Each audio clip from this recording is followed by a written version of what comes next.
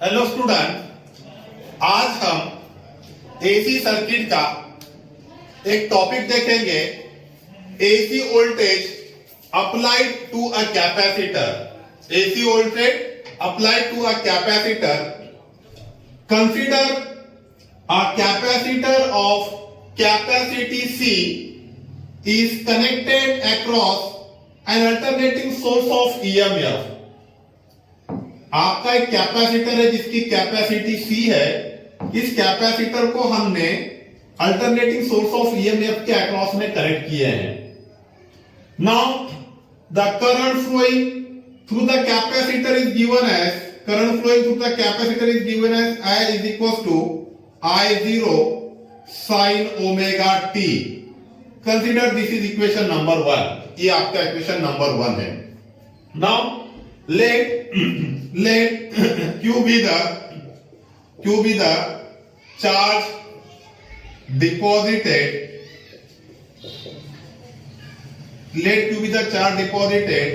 against the capacity C,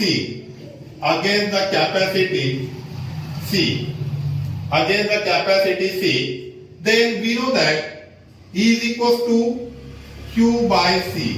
हमको पता है क्या होता है, V इज इक्वल टू या Q is equal to CV होता है, C इंटू V।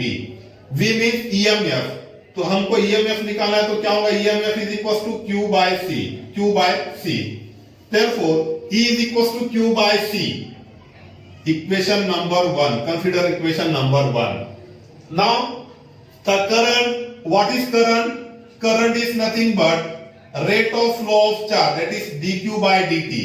करंट को हम कैसे लिख सकते हैं, dq by dt। Now I into dt multiply में लो, I into dt is equals to dq। हमको q की अगर वैल्यू निकालना है तो इंटीग्रेटिंग करो, ऑन इंटीग्रेटिंग हमको q की वैल्यू निकालना है तो इंटीग्रेट करो, तो क्या होगा, I dt integration is equals to integration of dq। now what is I? आपका I कितना है, I0 sin omega t integration of dq का इंटीग्रेशन होगा q। now I0 constant, that is outside I0 sin omega t का integration होगा minus cos omega T divided by omega. Sine omega T का integration क्या होगा, minus cos omega T divided by omega is equals to Q. तो आपका Q क्या होगा, Q is equals to minus I cos omega T divided by omega. Now put the value of Q in equation A. तो equation A क्या होगा आपका, equation A becomes, आपका equation Q की वैल्यू इक्वेशन ए में रखो तो क्या होगा आपका ईएमएफ, हमको ईएमएफ निकालना है तो E is equal to what is Q, minus I cos omega T divided by omega, और ये डिवाइड में सी है तो ये C. Now put I upon, this is the I0, put I0 upon omega C is nothing but your peak value of EMF, that is E0। तो आपका क्या होगा EMF, that is E is equals to minus E0 cos omega t।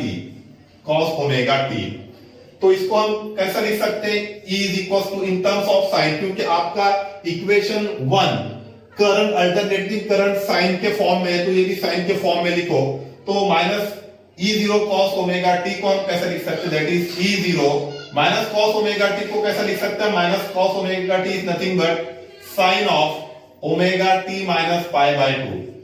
Minus cos omega t को कैसे लिख सकते हैं हम, sine omega t minus pi by 2। Consider this is equation 3। Now compare equation 1 and 3। Equation 1 और 3 का comparison करो तो आपको क्या लगेगा कि यहां पर जो ईएमएफ है माइनस पाई बाय 2 है, means alternating EMF lags behind the current, alternating current by π/2 radian. यहां पर आपका जो अल्टरनेटिंग ईएमएफ है वो अल्टरनेटिंग करंट से π/2 रेडियन या 90 डिग्री पीछे है, पीछे माइनस है इसका मतलब पीछे है। यहां पर आपका साइन ओमेगा टी है, यहां पर साइन ओमेगा टी माइनस π/2 है। Means the alternating EMF lags behind पीछे है, लेग्स बिहाइंड द करंट कितने से बाय π/2 रेडियन और 90 डिग्री। ठीक है। नाउ हमको ग्राफिकल अगर हमको रिप्रेजेंट करना है अल्टरनेटिंग ईएमएफ और अल्टरनेटिंग करंट को, तो ग्राफिकल हम कैसा रिप्रेजेंट कर सकते हैं इसको। नाउ दिस अल्टरनेटिंग ईएमएफ और alternating current can be represented graphically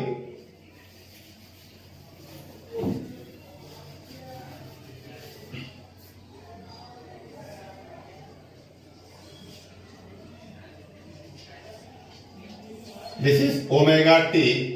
ये आपका साइन कर्व है, साइन कर्व है, और पता है हमको I is equal to I0 sine omega t. तो आपका जो ये जो कर्व हमने निकाले साइन कर्व है, तो ये होगा आपका प्लस I0, नीचे का होगा माइनस I0। ठीक है। ये आपका जाएगा फॉर एग्जाम्पल ईएमएफ ज्यादा होता है करंट से, तो plus E0 minus E0। Okay, ये आपका 0, ये π/2 फेंट लाइन लेना है, पाई 3π/2, दिस इज 2π। ठीक है। अब देखो ये इक्वेशन लो, कंसीडर दिस इक्वेशन, ये इक्वेशन लो फॉर एग्जांपल इक्वेशन बी से आप इसमें वैल्यू पुट करो। तो देखो हमको वैल्यू निकालना है ईएमएफ की, तो पहले ओमेगा टी की वैल्यू 0 पुट करो, तो E is equal to minus E0 cos omega t, omega 0 cos omega 0 की वैल्यू आएगी 1, तो minus E0 into 1 minus E0, तो ये वैल्यू मिलेंगे आपको 0 पर माइनस E0। फिर उसके बाद में π/2 लो, तो cos π/2 0, तो 0 पे आपको π/2 पे आपको 0 मिलेंगी। फिर उसके बाद में प्लस E0 अल्टरनेट मिलेंगी, प्लस E0 मिलेंगी। फिर उसके बाद में आपको 0 मिलेंगी। ठीक है। फिर उसके बाद में आपको माइनस E0, इस टाइप में। तो इसको जो है शार्प ड्रॉ करो, तो आपका ये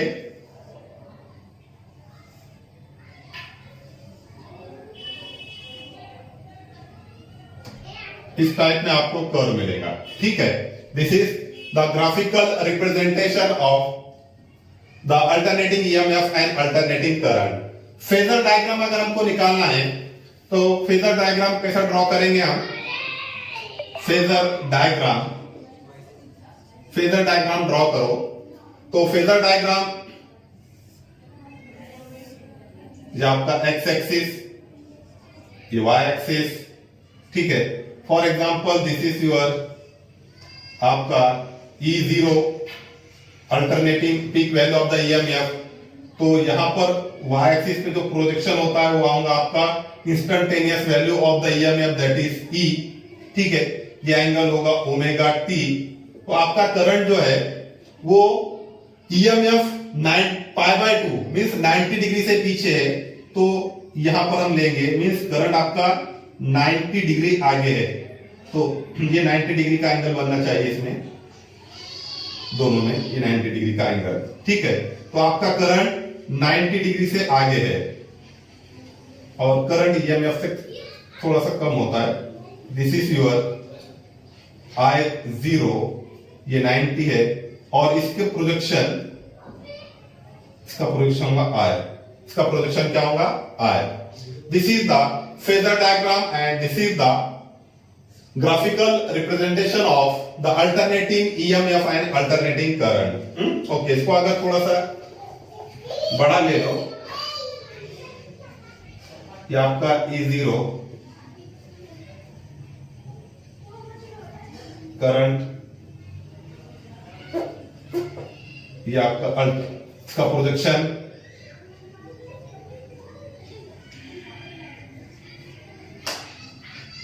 इसका projection current I 90 degree. Okay, this is I0. Okay, thank you.